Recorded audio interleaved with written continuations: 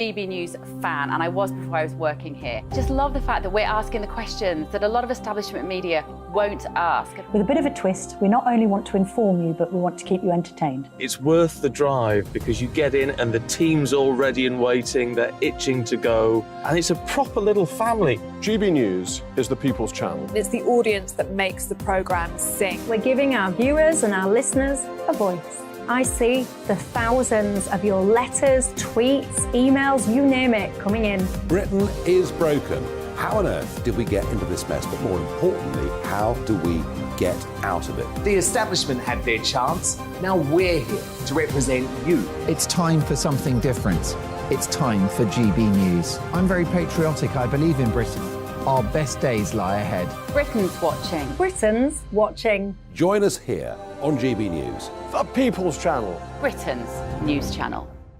Join me, Patrick Christys, Monday to Friday, 3 till 6. We tackle the day's news agenda like you've never seen before. It's high tempo, high octane, the most controversial topics, and the best guests. You will not be able to take your eyes and ears off it. I'm not afraid to ask the questions that you really want answered. 3 till 6 p.m, Monday to Friday on GB News, the People's Channel, Britain's news channel. GB News has its own late-night paper preview show, Headliners, where comedians take you through the next day's top news stories. You don't have to bother reading the newspaper, we've got it covered for you. Headliners, every night at 11 p.m, and repeated every morning at 5 a.m. We won't send you to sleep like some of the other paper review shows out there. GB News, the People's Channel, Britain's news channel.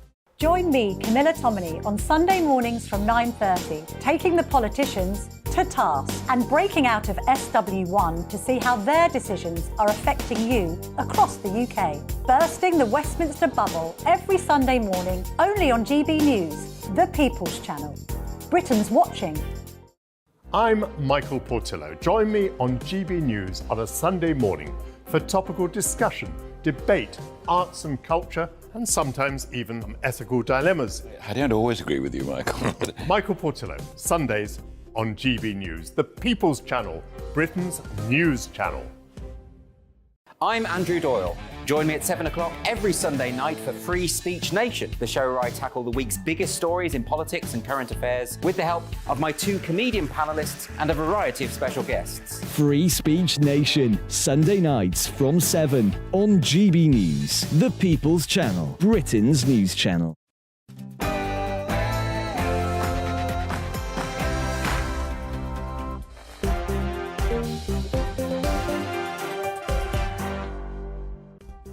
Hello there, it's 6 o'clock. I'm Michelle Dewberry, and this is Dewbs & Co. What do you think when I tell you this word? Landlord. Do you think, yeah, decent, hard-working business person? Or do you think a little bit of a scourge on society, leeching off people that can't afford their own property? Your thoughts on the Renters Reform Bill I want to look at tonight, and a hugely sensitive topic, assisted dying. Today you've had your first evidence session to look at whether or not the law should change in this country. Should it? Is it time to legalise it or not? And West Yorkshire Police, you remember that force from the goings-on, with a 14-year-old and a Quran not that long ago. Well, if you ask me anyway, the lunacy continues because I couldn't help but notice their information, which very kindly informed us that a woman had been jailed for attacking their partner. I have to say, it was an awful crime, but unless my eyes deceive me, that is not a woman. And it's got me wondering, do facts matter when it comes particularly to matters of the law? I say most certainly they should, and I'm getting a little bit worried that ideology is taking over reality. Am I missing something or not? Before we get into all of that, we'll bring ourselves up to speed with tonight's latest headlines with Polly Middlehurst.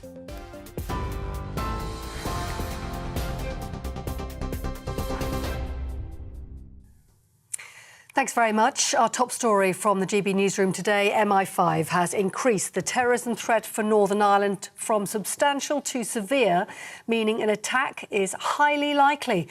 It comes a year after Britain lowered the threat level for Northern Ireland for the first time in more than a decade. Well, today, the Deputy Chief Constable Mark Hamilton says the Police Service of Northern Ireland is working hard to make the community safer. We're not going to be deterred from providing our visible, accessible, responsive policing to the community. We're determined not to go backwards. Northern Ireland has made great progress over the last number of years, as has policing. The threat level was severe for a number of years. Unfortunately, we are somewhat used to it, but it doesn't mean we accept it. It means we have to work even harder to get it to a level that is far more acceptable. Also today, Rishi Sunak has defended the level of funding the Ministry of Defence has to rebuild ammunition stockpiles, which have been run down following the war in Ukraine. The UK is the second largest contributor of military assistance to the country. Well, the Prime Minister's been facing questions from the Liaison Committee on his policies and his performance. Senior MPs will also ask him about small boat crossings across the English Channel and household bills, as well as post-Brexit arrangements for Northern Ireland. I wouldn't necessarily see it as a negative that our own stockpiles have been drawn down, for the simple fact that if you think about what are those weapons for, I mean, they were ultimately there to degrade and deter primarily a Russian aggression. They are being used to do exactly that.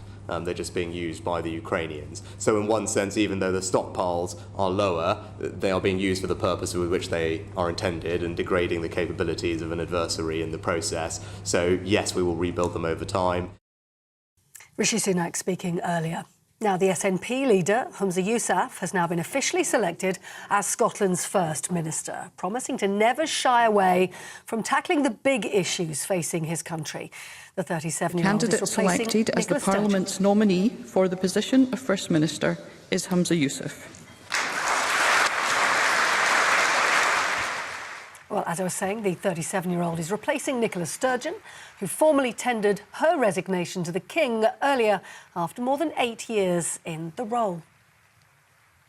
It is a really proud day for me and my family. I hope it's also a proud day for Scotland, as it speaks to our values as a country, as I stand here as the first ever Muslim to lead a Western democratic nation. You try telling that to 16-year-old Humza Yousaf, who post 9/11 was questioned constantly about his loyalty to this country. We have, Presiding Officer, collectively come a long way. Well, GB News understands Kate Forbes will leave the Scottish Government after she narrowly lost out to Mr Yousaf. It's believed she turned down an offer from the new First Minister to be Rural Affairs Secretary, a demotion from her previous role as Finance Secretary. She'll remain, though, on the back benches. Now, the Education Secretary is urging teaching unions to accept the latest pay offer and end their industrial action. The government's offering a £1,000 one-off payment as well as a 4.5% pay rise for next year. But the National Education Union has recommended its members reject the deal and instead hold further strikes on April the 27th and May the 2nd. But the Education Secretary, Gillian Keegan, says this is the best offer teachers will get. We're going into exam season. Lots of young people and their parents are quite anxious at the moment, so we would very much hope that that the unions do not call more strike. It's disruptive for our children. They've been through enough. If this is not accepted, then what we will do is we will both go to the independent pay review body. Then they'll obviously look at things like retention and recruitment. They'll look at inflation and they'll come back with a recommendation. So that will be the normal process which we go through every year. So we'll revert to that process. The former Labour leader, Jeremy Corbyn, says he has every intention of representing Islington North at the next general election, adding he won't be intimidated into silence. That's after Labour's National Executive Committee approved Sir Keir Starmer's motion to block Mr Corbyn from standing as a Labour candidate. Mr Corbyn was suspended from the Parliamentary Party in 2020 over his reaction to a damning report into anti-Semitism. He could still, however, run as an independent. Now, as you've been hearing, the US President Joe Biden has called on Congress to pass an assault weapons ban after 6 people, including 3 children, were killed in a school shooting in Nashville on Monday. And if you're watching on television, a warning: the following footage you may find distressing. Police shot and killed the 28-year-old transgender attacker identified as Audrey Hale, who was armed with at least 2 semi-automatic rifles and a handgun. The force says the Covenant Elementary School was singled out for the attack, but that the victims were targeted at random. Those are your latest news headlines. I'm back in an hour. See you then.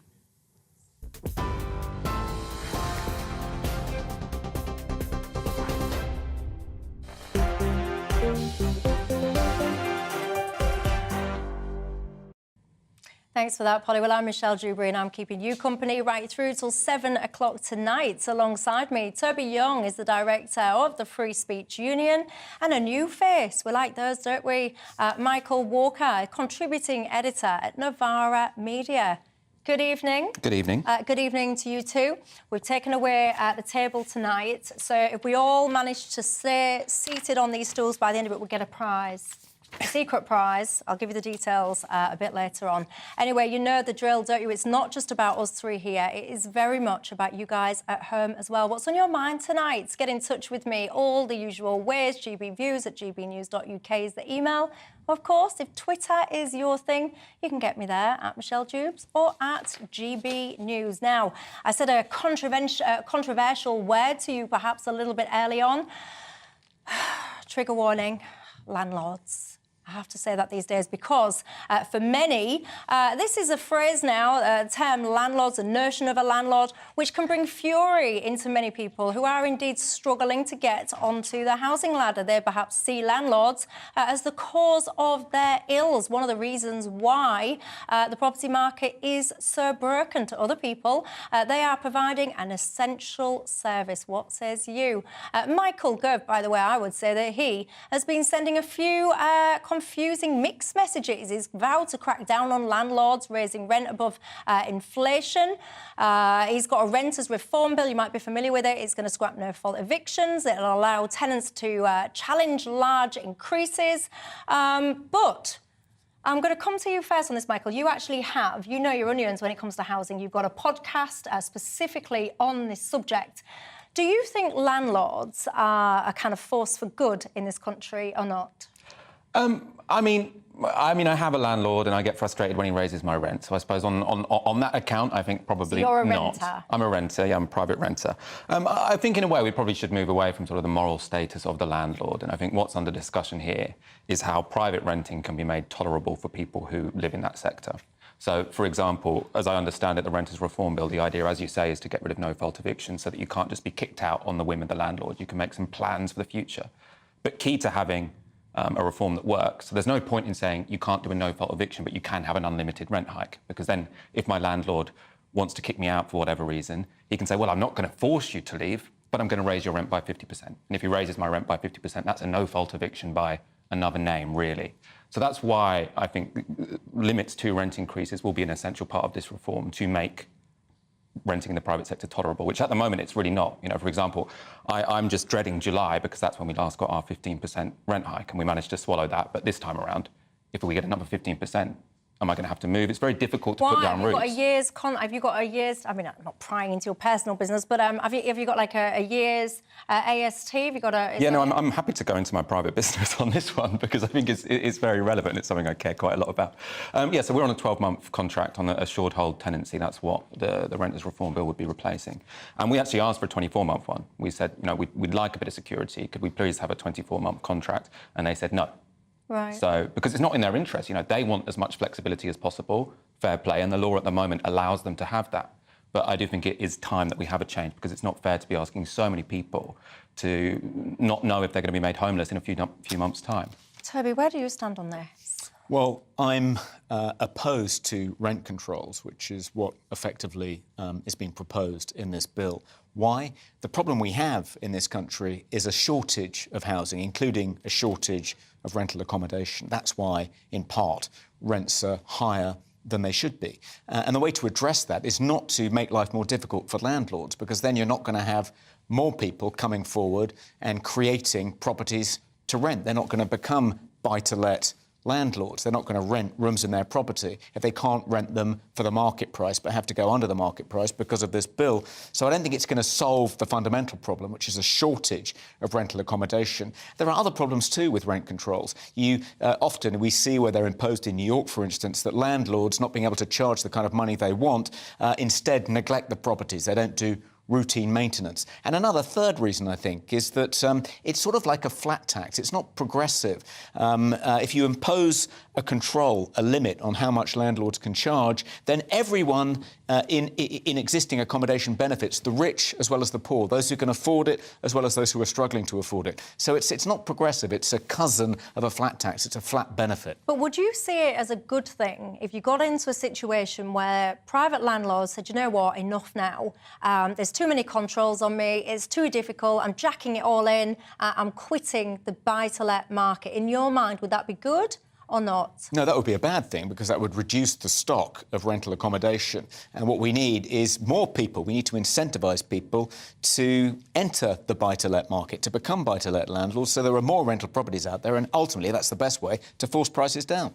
Michael? Yeah, well, I mean, where I agree with Toby is that rent controls won't fix the housing crisis. What we need is more houses. But I think it's potentially a bit misleading to say that rent controls will stop us getting more houses, because I don't know if you've noticed, but landlords don't tend to build new houses. They buy existing ones.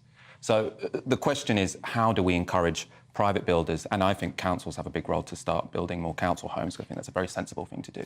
So we need to increase the stock. Yes, that's one question. Do we also need to make living in the private rental sector tolerable? That's a separate question. And I think that does require some degree of rent controls, as I explained before. Now, we will have to separately solve the supply crisis. Maybe that's going to be through planning reform. I'd like to have a lot of investment from the state. But I don't think rent controls and massively increasing supply necessarily need to be in conflict. Do you, a flip side to your argument is actually, if you had a load of buy-to-let landlords that says, you know what, it's too difficult now, too expensive, profits out there, I'm off.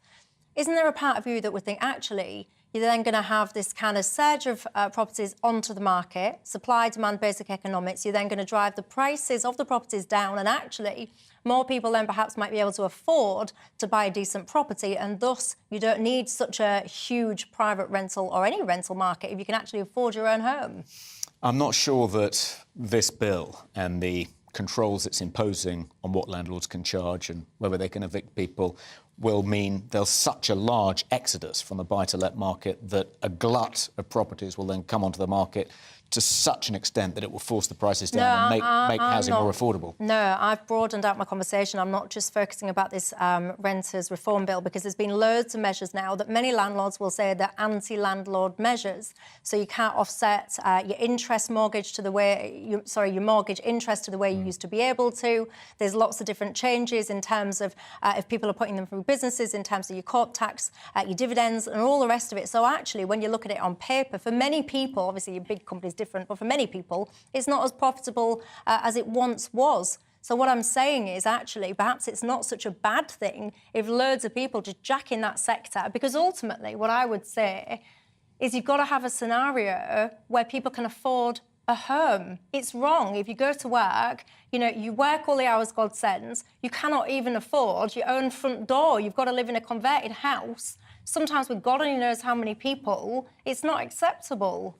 Yeah, I think there is also an argument that you can't have it both ways, Toby, because what you seem to be suggesting is if you regulate landlords, there's going to be just enough landlords to sell their properties that it's a problem for renters and it sort of increases rents, but not enough landlords to sell their properties that it lowers house prices. And I don't know how you found that sort of sweet spot where regulation is bad for everyone. You know, if they sell the homes, that's going to be good for home buyers. If they keep the homes, that's going to maintain the status quo for renters. So there are going to be winners and losers here, right? And I think renters are generally willing to accept the risk that there might be a few less properties on the rental market if that means that we get some security when it comes to how much rent we're going to be paying over a 5-year period. Well, I agree that these measures and other measures may mean that people currently in the buy-to-let business will put their properties on the market because the game's no longer worth the candle. But I'm not sure that will happen in sufficient quantity to actually significantly lower prices of, starter housing to enable them to be afforded by people in, just starting out in their careers. They're still going to be unaffordable. But you do think it will be in sufficient quantity to dramatically increase rents? I mean, because basically what I'm saying is you seem to think that enough people will leave the market that it's a problem for renters, but not enough will leave the market that it's a boon to home buyers. And I'm wondering how you found that sweet spot. It might be a boon to some home buyers, but for the most part, not the sort of people that can only afford to rent. And if you have fewer rental properties in the market, then they're going to be the ones that suffer, and they're not going to be in a position, if they can't find somewhere to rent, to instead buy a house, even if house prices come down. Of course, a new homeowner is someone who's left the rental market as well, right? So you have a home that's leaving the private rental sector and a household that's leaving the private rental sector because they're now homeowners instead. Yeah, I mean, the problem we face in this country is a lack of houses to buy. Right, so we all agree. This isn't going to solve that problem. So it's going to make it worse. We all agree that the answer to much of these ills is to build more houses. Let me ask you this. Who do you think should be able to buy said houses? Because, and this is, I accept that this is worse in bigger cities, so your Londons, your Manchesters, whatever, I accept that. But I can't help but notice, so you drive around on a night and it's the same houses, pitch black, da-da-da-da-da. So should foreign investors be able to buy UK property? Yeah, I don't see why not. So you don't have any concern with some random investor in, I don't know, let's just pick Hong Kong, buying off-plan, new build property, perhaps either to sit empty as an asset to appreciate or whatever. That's OK for you? Well, I don't think we should intervene in the market to make life more difficult for foreign investors. I don't see how that will ultimately benefit people in the long run. So you're happy with that scenario? Would you be happy with foreign... I think it's quite clear how it would benefit people in the long run to control that, right? So I'm not that fussed if it's an international investor or a very wealthy British investor. But the problem is if you have very wealthy people, and we live in a very unequal society, so there are very wealthy people, they want to put their money in a safe asset. So what do? They buy up a flat and they might leave it empty to appreciate in value. Now, that is that actively disadvantages renters because that's taken a property off the market that could have been lived in. So if you think that landlords selling up and leaving the market damages renters, I think you also have to accept that a foreign investor buying a house and leaving it empty, that will also damage renters because you're taking a property off the market. I think the real difficulty, let's suppose a Labour government has a policy of forcing foreign investors who own property here but aren't British nationals to sell their properties. That will undermine the rule of law. The reason England and London in particular... Well, people... But lots of countries do have limits on whether or not foreign investors can invest in housing. To switch the goalposts on foreign investors, to first of all encourage them to invest in property because property is safe here and because they know the laws aren't going to change to penalise them if they do buy property here, to then change the law and say, actually, we're going to confiscate that property, we're going to force you to sell it at a particularly reduced rate. That's going to discourage people from investing in our country. But we want people It's going to discourage businessmen from setting up businesses here. We pride ourselves, particularly in London, in respecting the rule of law. To me, that would discourage overseas investment. So I think there's two kinds of investment. So there's one kind of investment which goes into productive assets, which goes into businesses which produce stuff. That's good investment because it creates new stuff. There's also investment into stuff which already exists. The houses already exist. And all that does is inflate the prices of existing assets, existing houses. And actually, that's bad for us. I don't want international investors investing in already existing properties because all that does is drive up prices. See, if you're a regular viewer to this programme, you'll know it's very, very, very rare for me to be on the fence with an issue. But this housing situation, I really can see both sides of it because at my heart, I'm a capitalist. I think why not have property as an investment, as an asset and all the rest of it? But on the flip side of that, I can see that there are just scores of particularly younger people these days that simply, no matter how hard they work, it's not possible. They will never earn their own home unless something drastically changes. What is that drastic change? I ask you. Chris says in Europe, most people rent is controlled, so perhaps we should learn from them.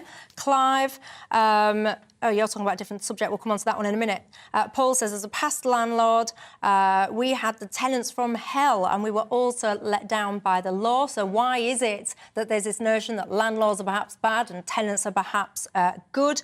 Linda says, I'm lucky. I've got a fantastic landlord. I've not had my rents raised since I moved in 5 years ago. She feels sorry for any renters that have got bad landlords. Steve says, at the moment, Michelle, I can be asked to leave with 1 month's notice. We have a constant stream of randomers, he says, coming round for viewings. It doesn't feel like home. It makes him anxious, he says. I can understand that feeling. Lots of you divided on that one. It's an issue that will rumble on. Let's be honest. It seems that no one really has the answer, because if they did, we wouldn't have the situation that we have now, which is really the haves and the have-nots. Your thoughts there on if there is an answer, what is it? I'm going to take a quick break. When I come back, I want to talk to you about what I would say is quite a sensitive subject, actually. Assisted dying is being debated today. Do you think the UK should change its laws and legalise it in this country? Your thoughts? And I'll see you in 2.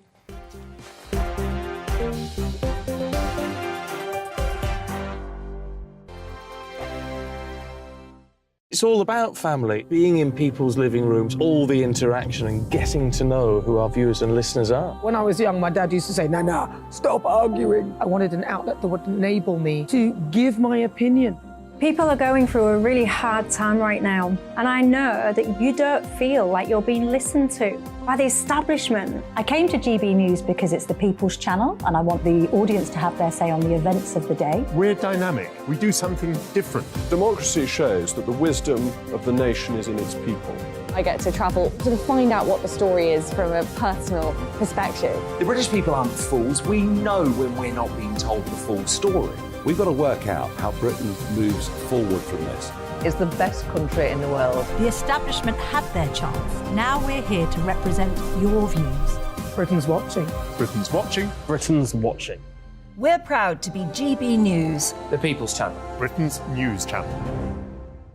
Hello, I'm Michelle Dewbs, and you can join me every weekday 6 till 7 on Dewbs and Co. You're an inspiration to us all. Click that bit up. Well, you are. That's my ringtone. My political ambitions those days are gone, I can tell you. She's only teasing. Go on. He's probably going to want to lay down now. I'll give him 2 minutes to have one. Let's respectfully disagree. That's what we like on Dewbs and Co. Come and join us. GB News, the People's Channel. Michelle Dewbs, weekday evenings at 6 o'clock. Start the day with GB News. We catch up on all the big stories you didn't hear the night before. And take a look at what the world's talking about this morning. That's right, Monday to Thursdays from 6 o'clock. It's Breakfast with Eamon and Isabel. Straight after breakfast, join us, Bev Turner and Andrew Pearce. We're going to take you through till noon. We'll be tackling the big topics of the day, including the things that the other channels just won't talk about. If it's happening here. Wake up to mornings on GB News, the People's Channel. Britain's news channel. I'm Simon Evans. Join me on GB News for Headliners at 11 p.m. What's the scoop? I'll be joined by 2 of the country's top comedians. That's right. As we take a look at tomorrow's newspapers tonight. We're going to get into trouble. If it's a big story, we'll be covering it. Spill some tea on him. There we go. But we'll also have some fun. I wouldn't stick up a bank. My father didn't love me. So anyway. Headliners every night from 11 on GB News, the People's Channel, Britain's news channel. We've got a brand new lineup every Saturday night on GB News. From 6 p.m, I'll give you my unique take on the world today. Then at 7, it's me, Calvin Robinson, with my Common Sense Crusade. New to GB News is the Saturday 5. 5 times the opinion. Join us every Saturday from 8 p.m. as we debate the week's stories. With us 4, plus a special guest. And at 9, of course, it's Mark Dolan Tonight. Brand new Saturday nights on GB News, Britain's news channel.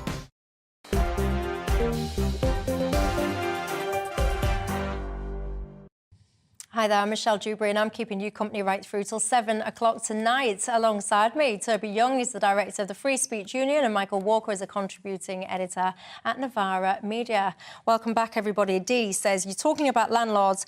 Due to losing 3 good work pensions after redundancy, 1 bad tenant wipes out every penny of profit, she says. The tarring us with the same brush, i.e. nasty landlords, she says, is dreadful. Keep your thoughts coming in on the old housing crisis. How do you solve it in this country? Because let's face it now, it has got a little bit out of control, hasn't it? Moving on, the Labour PA tried to legalise euthanasia back in 2013, says the current law is a mess as he launched a parliamentary inquiry into assisted dying.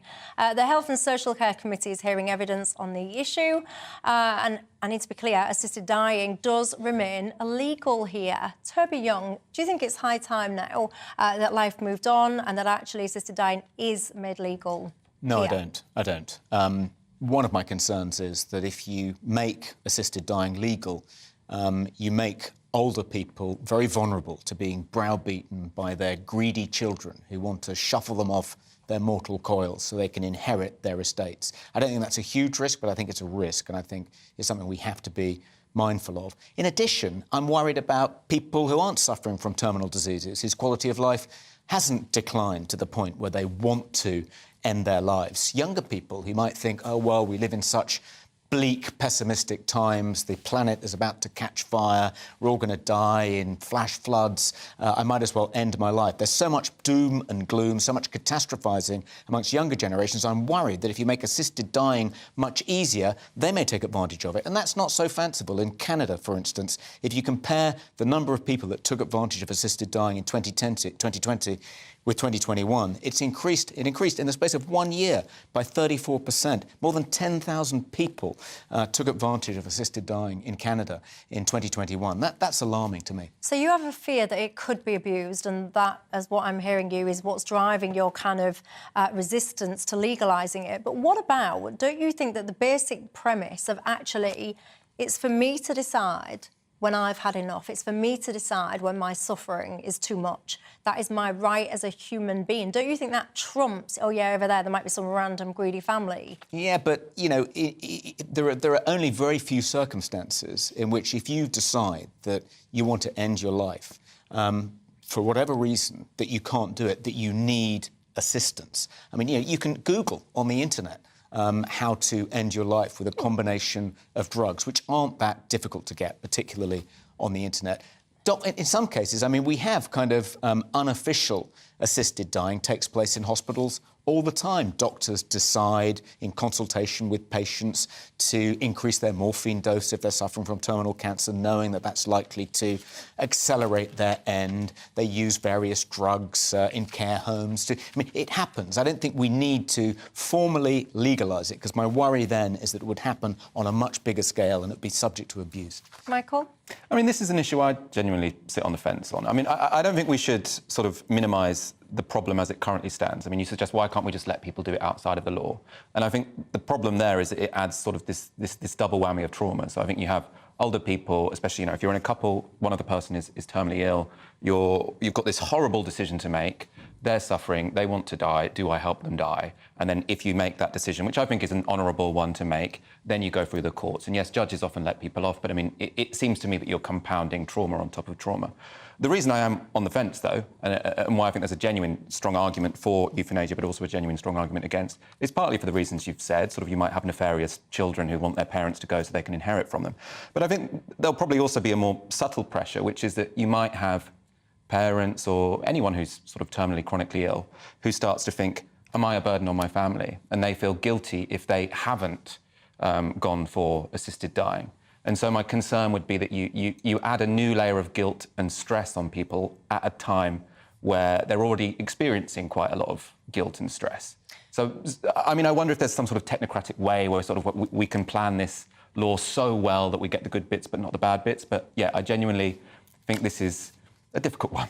It's not difficult for me. I'm absolutely in favour of this. I think it's inhumane, actually, that people can't have the choice when they want to die in the way that they want to die. One of my viewers, Vince, has just got in touch, said, Michelle, my wife has been in terrible pain and continuous shaking for the last 6 years. Doctors have been unable to control her problems, and she regularly asks me to kill her. She desperately needs to be free of this life, but society insists that she must suffer to the end. I've got to say, Vince, that has just given me goosebumps, and you sum up, for me anyway, why this should be legalised to allow people to make their own choice for them and for their loved ones. Jackie says assisted dying, Michelle, will be used to murder people, and then they will say, but it's what they wanted. Jackie, people murder people already. They don't need assisted dying laws to enable that. Why would you want people to suffer? Why? Well, you wouldn't let a dog suffer. It wouldn't be murder if you legalised assisted dying.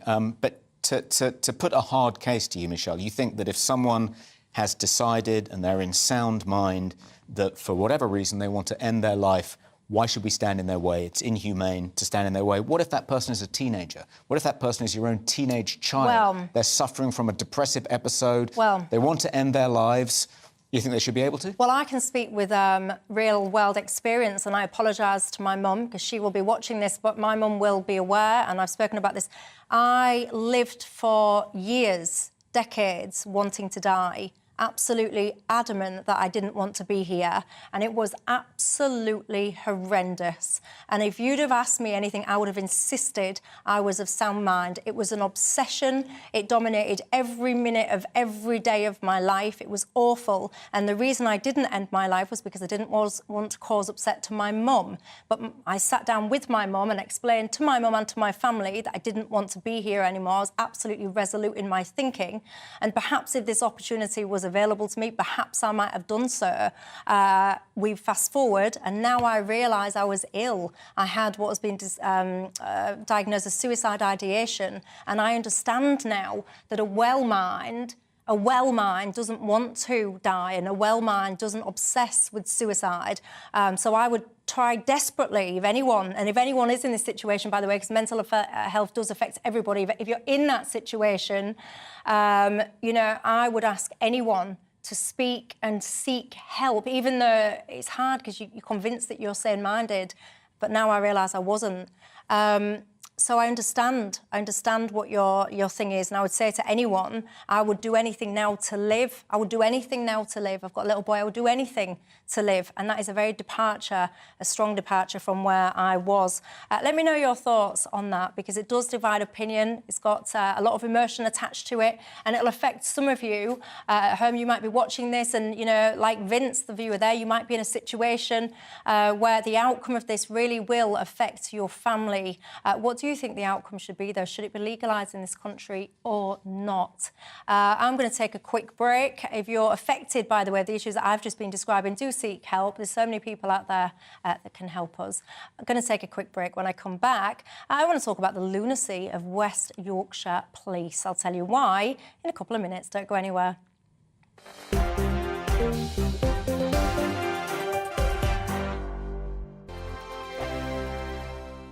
I joined GB News because I was sick and tired of not hearing my views being represented, not just mine, but so many people that I knew and spoke to. I just couldn't get my voice out there. I couldn't say anything. I couldn't do anything. Whatever the narrative was, I kind of had to follow it. GB News is there to provide a voice for those who have been ignored by the establishment media. We think different things, we've got a different style. GB News is here to be optimistic and positive about the future. It's real kind of dynamic and flowing, with the audience very much at the heart of it, like a big family. Here at GB News, we talk about the things that matter to you. Hearing the voices from right across our towns and cities, especially our towns. All sides of the argument represented with a heavy dose of opinion. We're on a mission here to make a difference. And the GB News family really is here for you, and whatever time of day you can watch or listen. Britain's watching. Britain's watching. We're proud to be GB News. The People's Channel. Britain's news channel. Westminster is going around in ever-decreasing circles, followed by the media. Britain is broken. How on earth did we get into this mess? But more importantly, how do we get out of it? Join me at 7 p.m, Mondays to Thursdays on Farage, here on GB News. We will have open, rational debate. We've got to work out how Britain moves forward from this. Join us here on GB News, the People's Channel. Britain is watching. You've probably seen politicians interviewed 1,000 times, but we do it differently. We find out who they really are, we don't shout, we chat, and hopefully we bring a bit of light, not just heat. Did you know Kate Moss?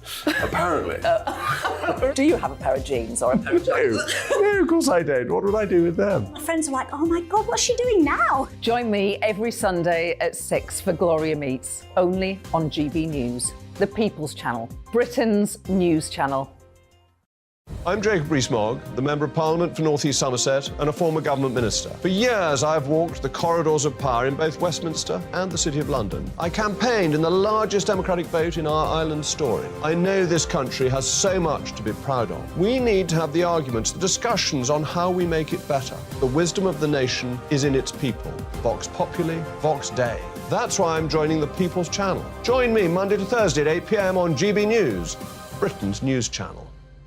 I'm Mark White. As GB News Home and Security Editor, I cover those key issues that are so important to you. Our authorities, our communities doing all they can to combat violent crime. With the public services under unbearable strain, why are we still failing to control our borders? Defence, the first priority of any government, has been continually hollowed out.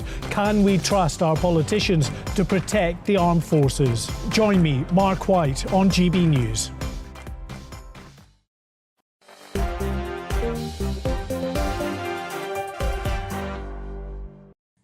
Hello there, I'm Michelle Dewbs and I'm keeping you company at home till 7 o'clock tonight. Alongside me, Toby Young is the director of Free Speech Union and Michael Walker, a new face, very welcome tonight, contributing editor at Novara Media. Welcome back, everybody. Now, I have to raise this story because it was something that actually stopped me in my tracks. If you follow me on Twitter, you'll know why. If you don't follow me on Twitter, you're missing out, quite frankly.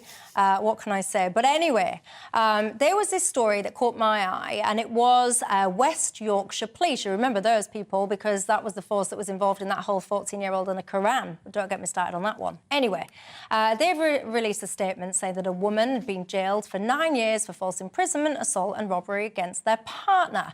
That woman was a 56-year-old biological male who'd been previously convicted of rape. Now, can I get a picture up of this individual?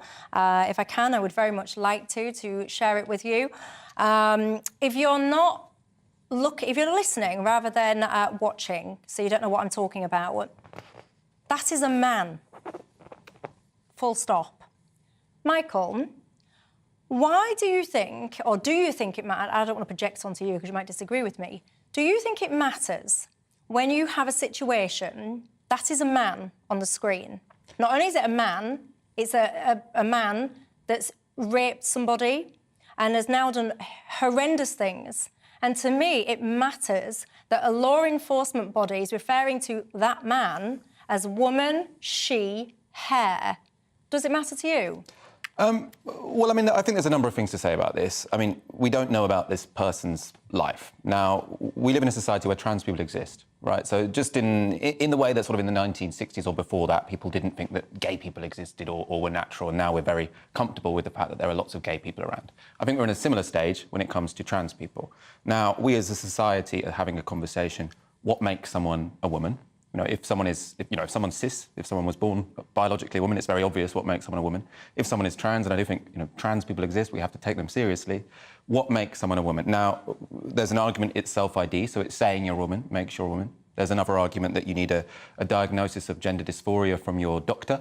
And I think one tool we definitely shouldn't use for assessing whether someone is a woman is just looking at them, right? Because if you are a trans woman, passing, I think, is something which causes... So passing, can you be perceived as the gender that you now identify as?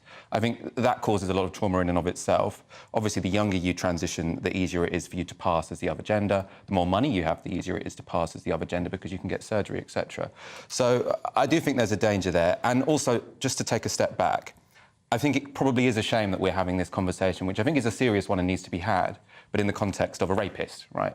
Now, obviously, I think quite rightly, there's lots of policy debates and discussions going on at the moment about trans rights because, there are policies that people want to change. And I think there are genuine conflicts when it comes to, say, sports or prisons. But I do think it's a problem if the media is constantly highlighting particular criminals in a particular minority group. And I think we recognised that when it came to gay people, when there was a moral panic about gay pedos in the 1980s. I think we recognised that about ethnic minorities, if sort of you have newspapers that were constantly just any time there was someone of an ethnic minority who committed a crime saying this person of this ethnic minority has committed a crime. And I think it's clear how that can create a pretty hateful environment. Now, this is not to say that I think all of your concerns about who is and who isn't a woman are completely bigoted or unjustified. I'm just saying I think this isn't necessarily the best way to have this discussion in the context of this person who's committed such awful crimes. I have got lots I want to say back to you, but before I do, Toby Young, your thoughts? Yeah, I think that the reason this has become such a heated discussion is because when you refer to a trans woman as him or he, they hear it as hate speech. They hear it as transphobia, as a denial of their existence, as an attempt to erase them, an act of real, brutal hostility. But to people who believe that sex is binary and immutable, for them it's just an expression of what they believe. They can believe that for a variety of reasons, because they're a Muslim, or because they're an Orthodox Christian, or because they've studied biology, for whatever reason, because they're defenders of sex-based women's rights. And I think we have to get away from this idea that if you so-called misgender or dead name a trans woman or a trans man, that's somehow disrespectful, that's somehow an expression of irrational hatred for trans people. It's not. You can still believe that trans people should have rights and those rights should be respected without necessarily going along with this notion that they can change sex because they identify as a different sex to their biological sex. I mean, I think I wouldn't want to describe that person as a woman. I wouldn't want to refer to him as she or her. It just seems to me to be patently absurd. But to see the authorities siding with the trans rights activists, even though the majority of people do think that sex is binary and immutable, whether it's the BBC, the police. I recently appeared as a defence witness, an expert defence witness, or submitted evidence anyway, in a case in which an evangelical street preacher had been prosecuted, charged with a public order offence for supposedly misgendering a trans woman who was heckling him in Leeds city centre. And he was convicted. Eventually that conviction was overturned on appeal. But we can't have the authorities insisting, compelling us to essentially affirm what is a pretty extreme ideological position, any more than we can have the authorities say, whenever you use the word the Prophet Muhammad, you have to follow that with peace be upon him. You know, if we're going to live together, we can't compel people who aren't members of our community, who aren't members of our tribe, to respect our taboos, our sacred values, our blasphemy rules. We have to be a little bit more liberal, a little bit more live and let live than that. Yeah, see, I think this is a crucially important conversation to have. Because you've got a law enforcement body. So first and foremost, just to be clear, I reject the notion of self-identification. I don't, if that's what you want to do with yourself, about your own gender, you know, whatever. When it comes to the eyes of the law, the laws of the land, you know, to me, your self-identification is for the birds, really. Facts matter. And when I have a police force telling me, oh, this woman has done this and this woman has done that, it's not true. It's not true. So if this man self-identified as innocent, what? Do the police take that as well? Or suddenly then do facts matter because he's not innocent after all? Where's the cut-off point? Where's the line? Well, this is where I think facts do matter, right? But I do think that there's a lot of evidence that just in the same way that I was born gay, right, some people are born trans. And so therefore it's not just, oh, this is a man who randomly decided to become a woman or who's pretending to be a woman. I think there is a biological reality to the fact that trans people exist, right? And I think probably in a couple of decades or so, that will be socially accepted in the same way that people now accept that gay people exist. People used to think that was unnatural, that sort of reality was men are supposed to get with women. Women are supposed to get with men. Now we actually understand, oh, life's a bit more complicated than that. And yeah, I think we probably will get to somewhere like that when it comes to gender. Well, I'll tell you where I need to get to, which is a break. But just to be clear, I don't deny that trans people exist at all, but I think that this is a very important conversation to be had. And therefore, I will continue this after the break. Can you give me your thoughts on the whole thing? And I'll see you in 2.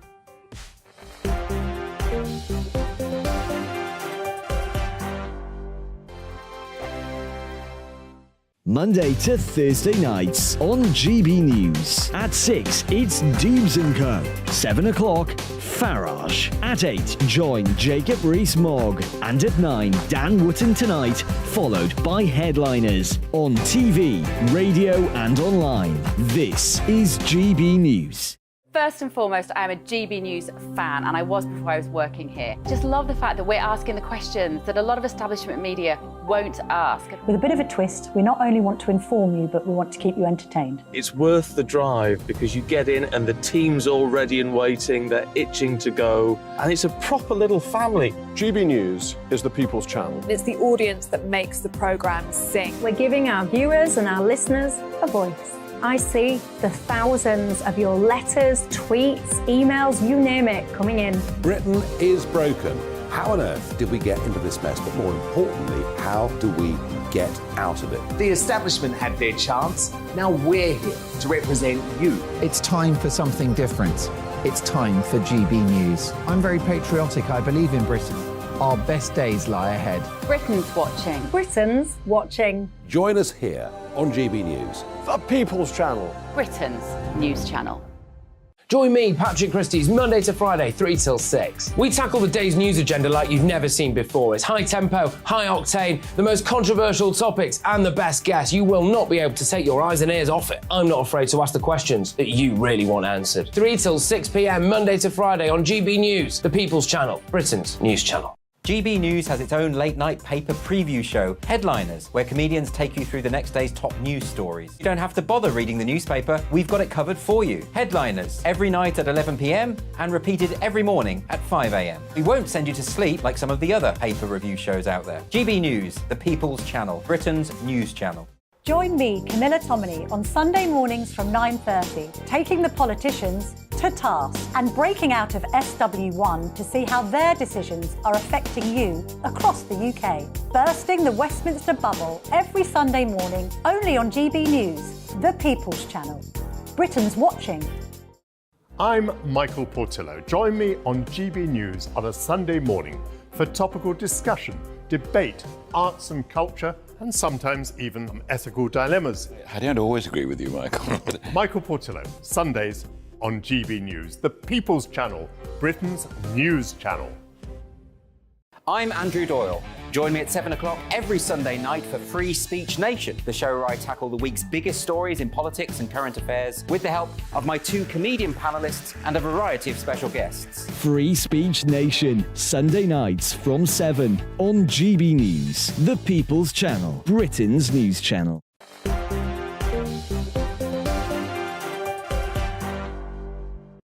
Hi there, I'm Michelle Dewbs, keeping you company till 7 o'clock tonight. Alongside me, Toby Young is the director of Free Speech Union and Michael Walker is the contributing editor at Novara Media. Welcome back, everybody. We've just been talking about the subject that caught my eye, which was West Yorkshire Police describing this guy basically that he's done awful crimes as a woman, and why I'm concerned and why I think it's problematic. I do just want to pick you up on something that you said before we went to the break. You described me as a cis woman. And I really reject that notion that all of a sudden, to incorporate this group of people, I now have to have this kind of label attached to me. I reject that notion. Yeah, I mean, I suppose, why? Because I'm a woman. What seems, yeah. I'm a woman, and what happens, and I must be honest, it's mainly men that trot out this sentence, trans women are women, and they say it really fast, and then you've got to move on. And if you dare bat an eyelid and go, hang on a minute, then you are, vilified, you're called all kinds of names. But I'm a woman. Womanhood is not a gown that you then shove on when you wake up in the morning and go, da-da, today I'm a woman, and then you take off your gown and then you're perhaps whatever.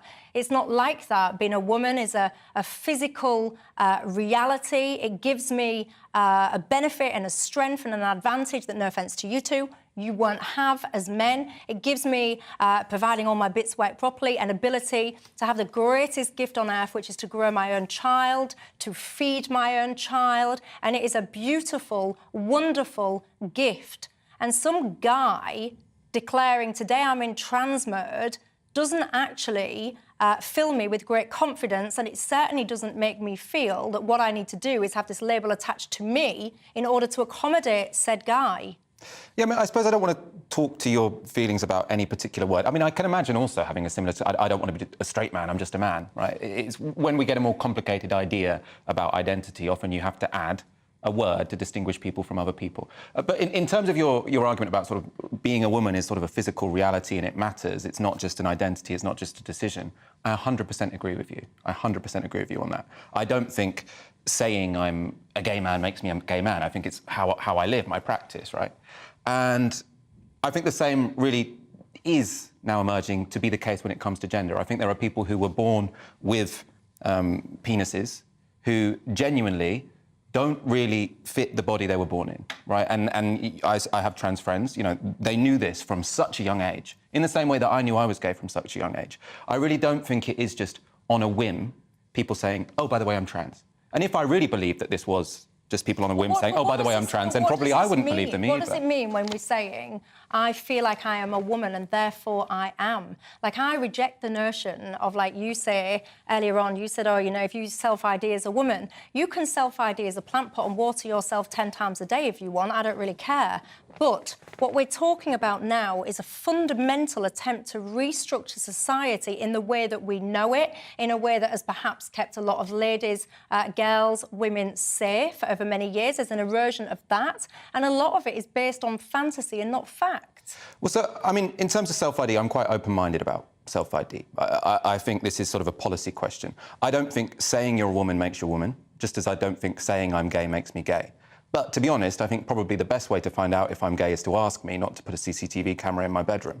And I think you can look at transgender people in a similar way. Why are you conflating sexuality with a biological reality? This is the bit that I find peculiar, and it's almost to me as an attempt to try and paint someone as bigoted. Oh, there was loads of abuse towards gay people in whatever decade, and now this is the same thing. To me, they're completely different things. You've got your sexuality, you've got your gender, and then you've got your biological sex, which in my mind, and OK, I accept there's different opinions, I'm not necessarily right and everyone else is wrong, but this is my view.